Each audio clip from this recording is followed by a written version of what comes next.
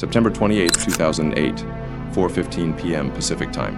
I'm standing on a tiny island in the middle of the Pacific Ocean, 2,500 miles from anywhere, staring at what could be the end of my space dreams.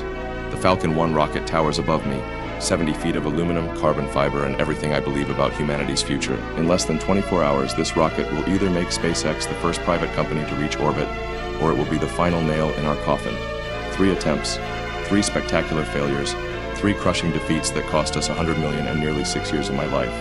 The space industry has been watching us like vultures, waiting for the inevitable collapse. Elon's ego project, they called it, a tech billionaire playing with rockets. Every failure validated their skepticism. But here's what they didn't understand. This wasn't about ego, this was about survival. Not just SpaceX's survival, humanity's survival. I picked up a piece of debris from our last failed launch, still scattered across the coral beaches of Kwajalein Atoll. 3 months ago, this metal fragment was part of a rocket engine that was supposed to change everything. Instead, it exploded 2 minutes and 20 seconds into flight, taking with it another $20 million and another piece of our team's confidence. Tom Mueller, our propulsion genius, walked up beside me. His face told the whole story. Exhaustion, determination, and the weight of knowing that tomorrow would determine whether the last 6 years of his life had been brilliant innovation or expensive foolishness. Tom, I said, give it to me straight. What are our real chances tomorrow? He was quiet for a long moment, staring at the rocket. Elon, we've fixed everything that went wrong in the first 3 attempts. Stage separation issue, the engine timing, the guidance system. Technically, this should work. Should work isn't will work. But, I prompted, but we've never had a perfect launch. There's always something, and we don't have the luxury of a 5th attempt. That was the brutal truth. SpaceX was out of money, out of time, and out of second chances. Our employees were fielding job offers from Boeing and Lockheed Martin. Our investors had written us off. Even I was starting to wonder if I'd been delusional to think a startup could compete with governments and aerospace giants. Tomorrow's launch would either prove that private companies could reach space, or it would prove that some dreams are just too expensive to chase. The sun was setting over the Pacific, painting the sky in shades of orange and red. Beautiful, but all I could think about was how it might be the last sunset I'd watch as the CEO of a space company. I couldn't sleep that night. How could I? 6 years of my life, $100 million of my own money, and the careers of 500 brilliant engineers all came down to the next 24 hours. I walked out onto the beach at 2 a.m., the Falcon 1 visible in the distance under the launch tower lights. The Pacific Ocean stretched endlessly in every direction, the same ocean that had swallowed our dreams 3 times before. Attempt number 1, March 24th, 2006. Engine fire 25 seconds after liftoff. The rocket fell back to Earth like a dart, taking with it our first customer satellite and our credibility. Attempt number 2, March 21st, 2007. Made it to space but didn't reach orbit. Stage separation failed. Another $10 million vaporized in the upper atmosphere. Attempt number 3, August 2nd, 2008. Just 2 months ago. Everything looked perfect until the first and second stages collided during separation. I watched 6 years of work disintegrate in real time on the telemetry screens. Each failure had taught us something crucial, but each failure had also cost us everything we couldn't afford to lose: money, time, talent, and credibility. After the 3rd failure, our biggest customer, NASA, had called an emergency meeting. They didn't say they were pulling out of their contract, but the message was clear. Prove you can reach orbit, or we're done. The Department of Defense had been even more direct. Mr. Musk, we appreciate innovation, but we can't risk national security missions on unproven technology. I pulled out my phone and scrolled through the contacts. Half of my original engineering team had already left. Sarah Chen, our brilliant structures engineer, had taken a job at Apple. Mike Lounge, our avionics specialist, was now at Google. They hadn't abandoned SpaceX out of malice. They had families to feed and careers to protect. The ones who stayed were either incredibly loyal or incredibly naive, maybe both. I thought about my conversation with Gwynne Shotwell, our president, just before we left for Kwajalein. Elon, what happens if this doesn't work? I'd given her the optimistic answer, it has to work. But alone on that beach, I faced the real answer. If this didn't work, SpaceX would be finished. We'd burn through our remaining cash in 3 months. I'd have to lay off everyone, sell our equipment for pennies on the dollar, and accept that I'd been wrong about private spaceflight. Worse, it would set back the entire commercial space industry by a decade. No investor would touch space startups after watching Elon Musk's SpaceX crash and burn. I picked up a piece of coral and threw it into the waves. Somewhere up there, beyond the atmosphere, the International Space Station was orbiting at 17,500 miles per hour. American astronauts were riding Russian rockets to get there because the space shuttle was being retired and we had no replacement. America was about to lose its ability to send humans to space. And SpaceX was supposed to be the solution. No pressure. September 29th, 2008. Launch day.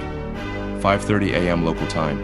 The SpaceX team had been awake since 3 a.m. running through final checks on the Falcon 1. Watching them work, you'd never know this was our last shot.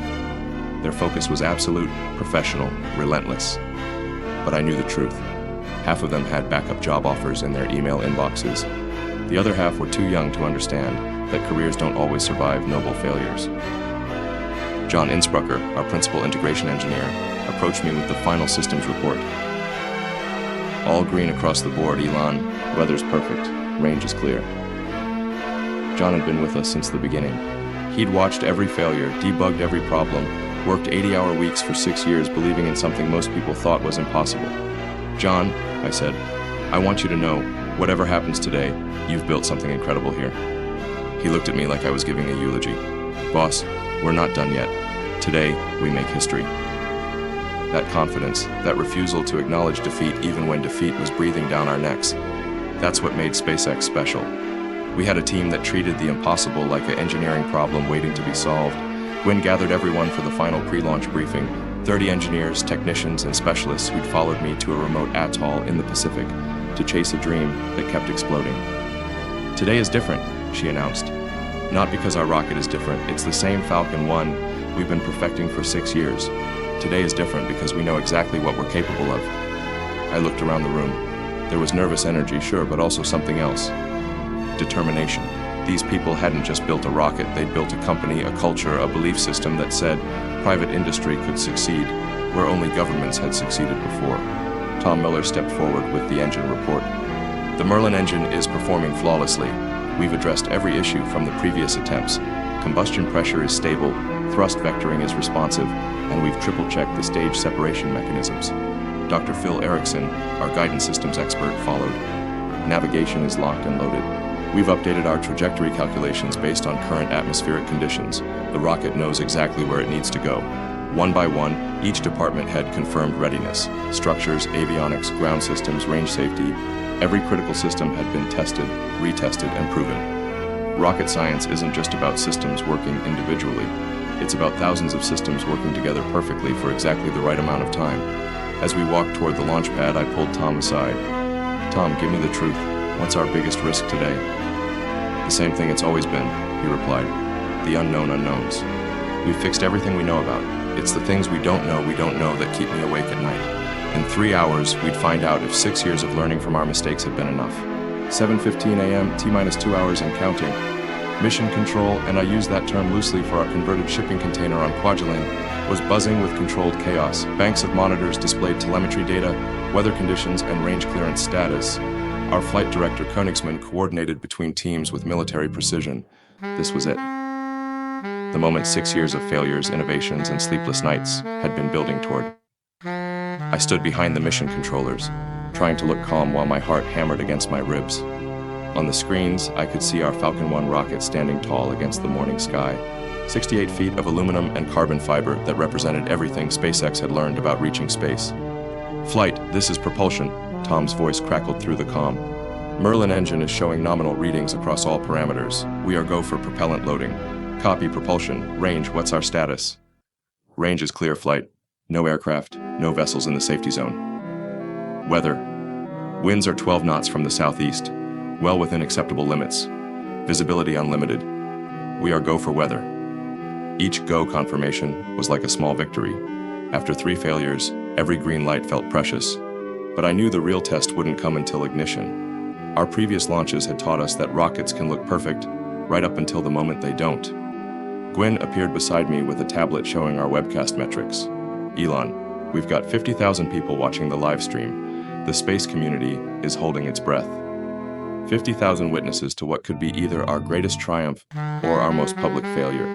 Flight, this is structures. All ground support equipment is nominal. Rocket is standing tall and ready. Copy structures. Avionics, how are we looking? All flight computers are online and communicating. Guidance system has confirmed targeting parameters.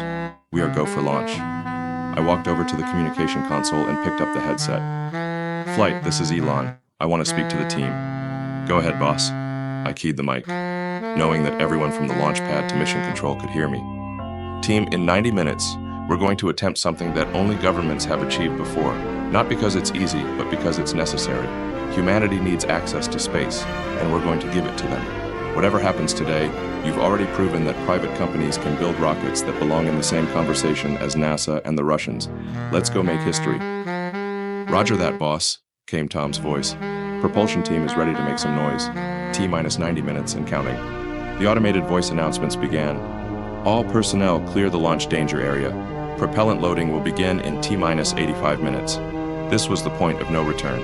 Once we started loading liquid oxygen and rocket-grade kerosene into the Falcon 1, we were committed to today's launch window. I thought about the email I'd written the night before, the one I'd sent to all SpaceX employees if today's launch failed.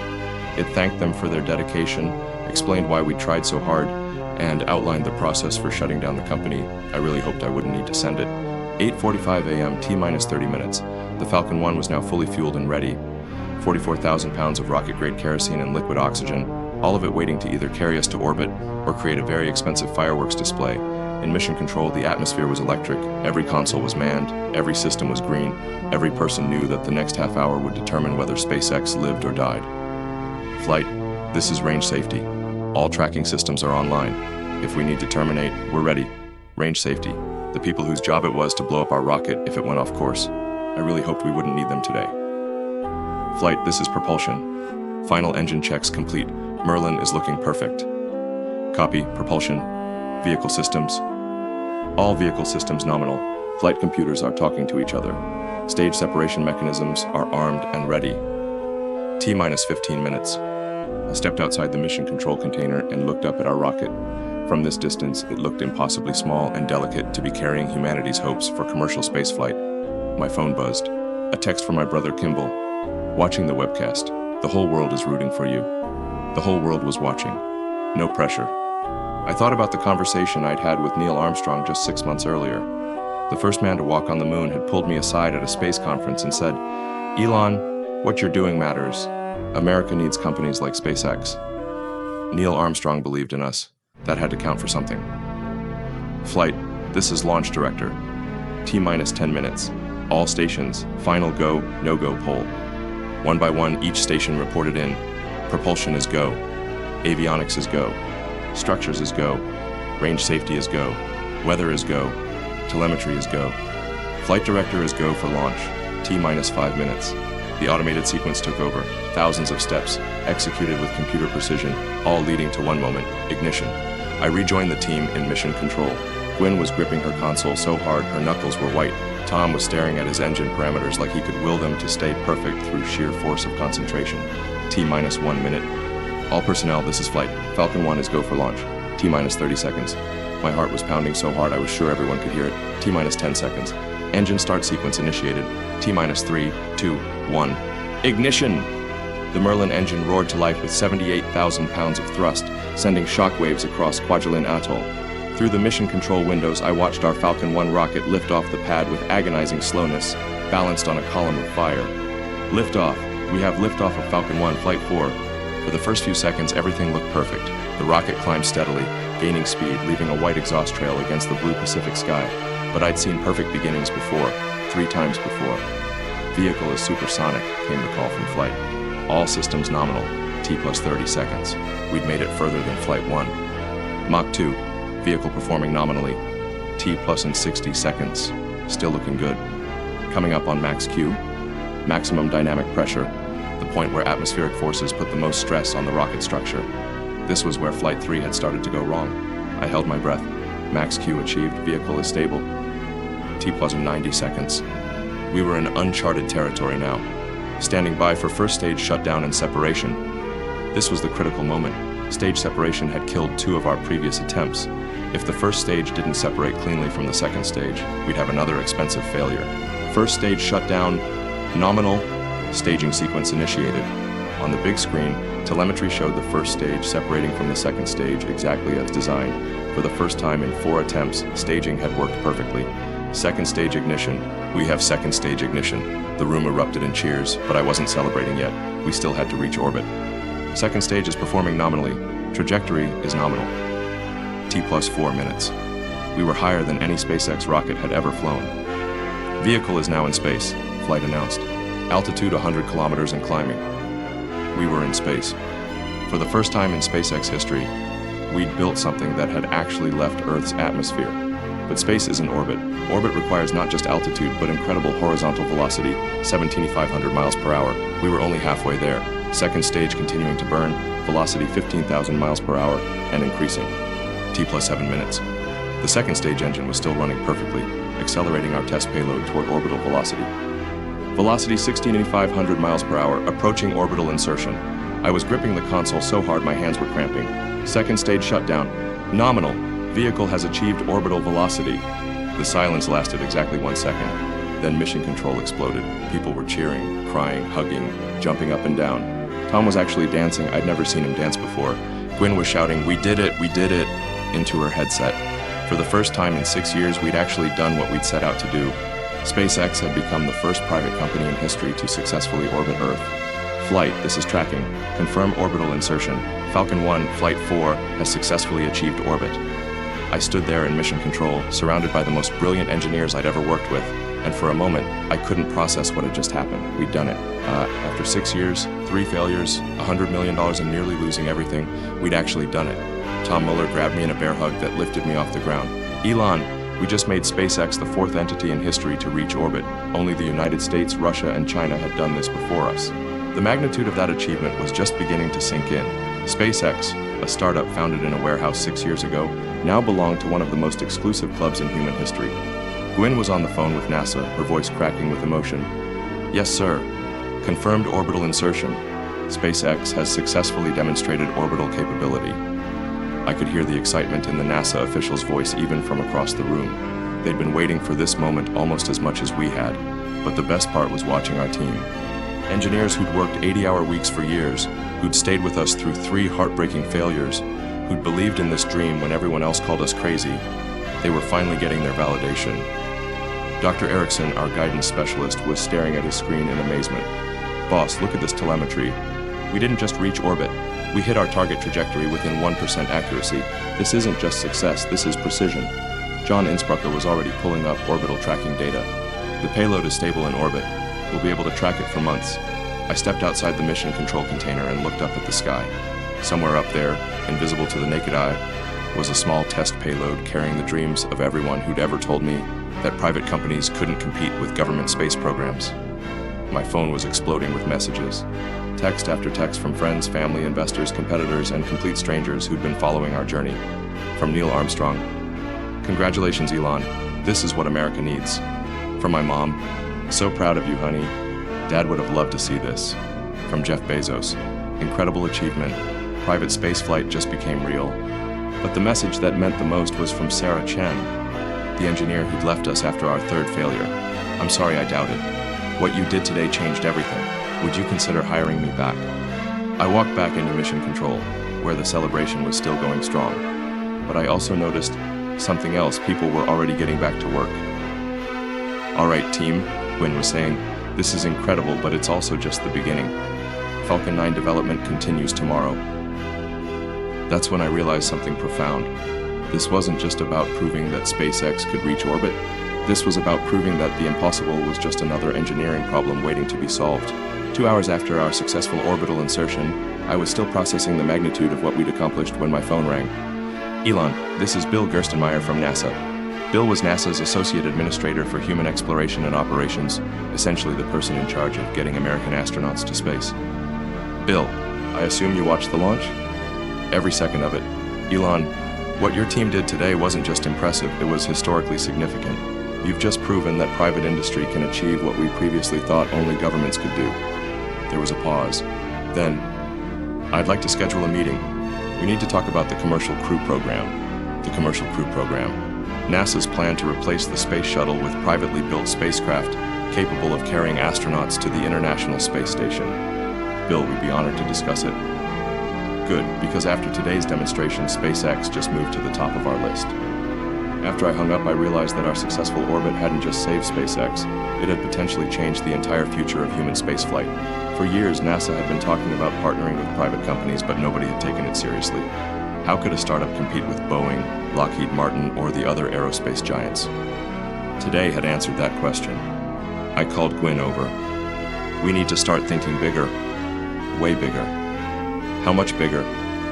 Human spaceflight bigger? Her eyes widened. Elon, we just proved we can reach orbit with an unmanned rocket.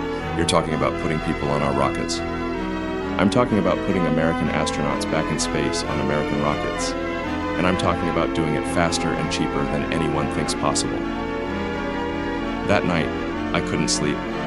Not because of stress this time, but because of excitement. We'd crossed a threshold that changed everything. I opened my laptop and started sketching out timelines. If we could scale up from the Falcon 1 to the Falcon 9, if we could develop a crew capsule, if we could prove human rating safety standards, we could be launching astronauts within 5 years. I thought about the bigger picture. Every American astronaut since 2011 had to ride Russian rockets to reach the International Space Station.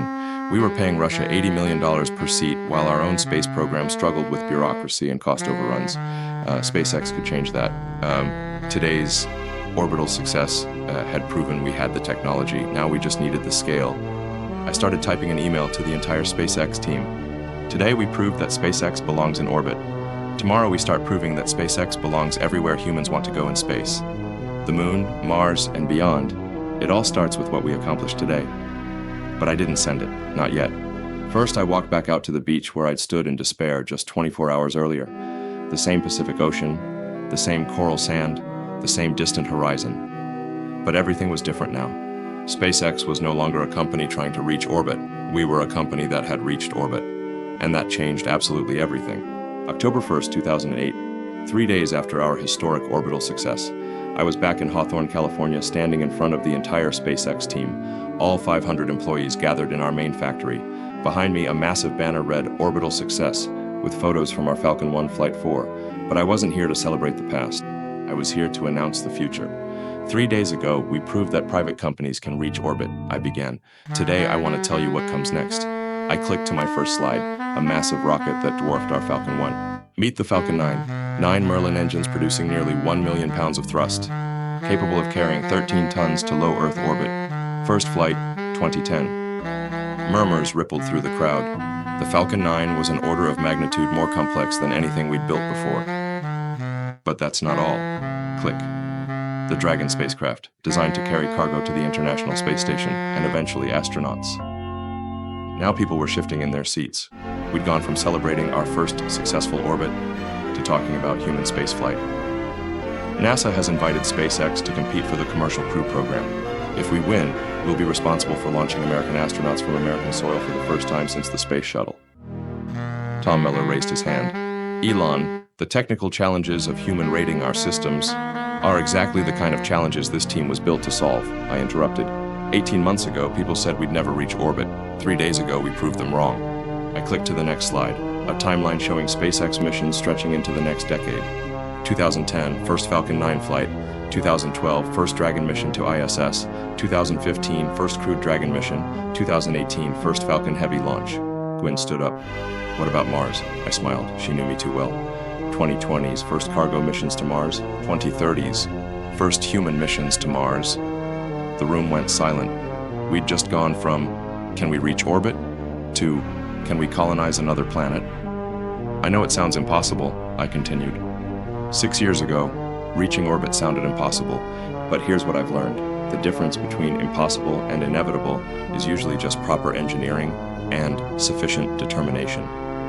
After the presentation, I walked through the factory floor, where once we'd struggled to build one Falcon 1 rocket at a time, we were now designing production lines for much larger, more complex vehicles.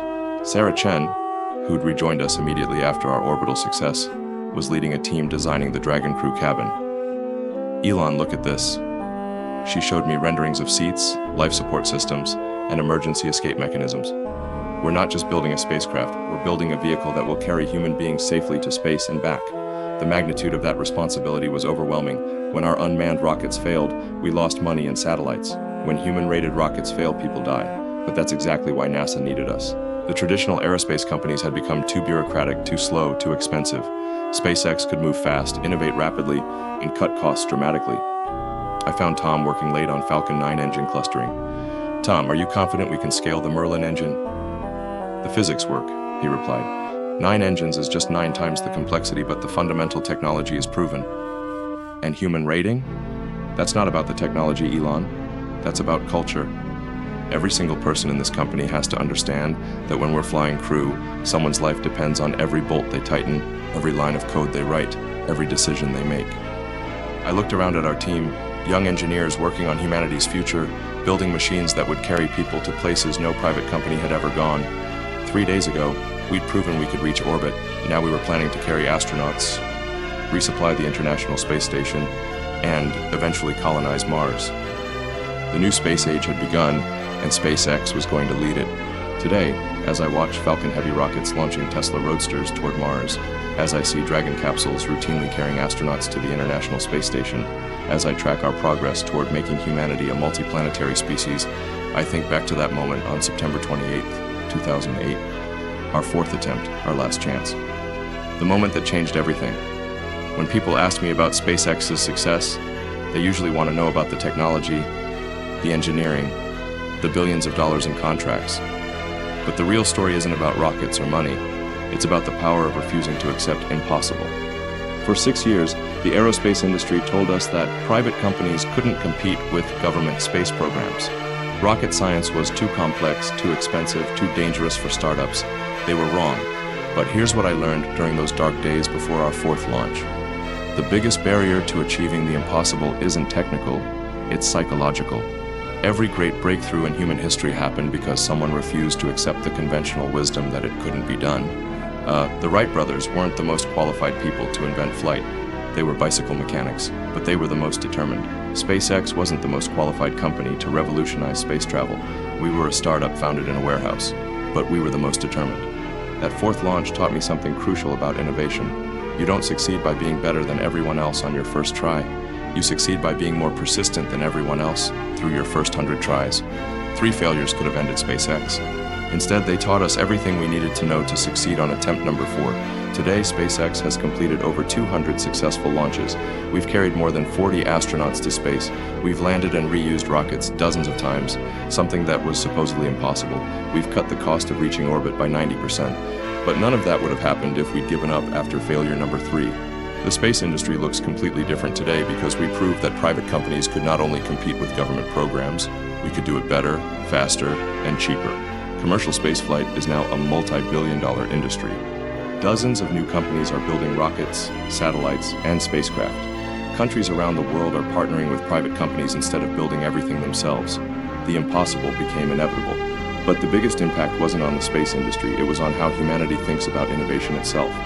When young entrepreneurs tell me their ideas are too crazy, too ambitious, too risky, I tell them about September 28, 2008, the day a small team of engineers on a remote Pacific island proved that the impossible is just another engineering problem waiting to be solved.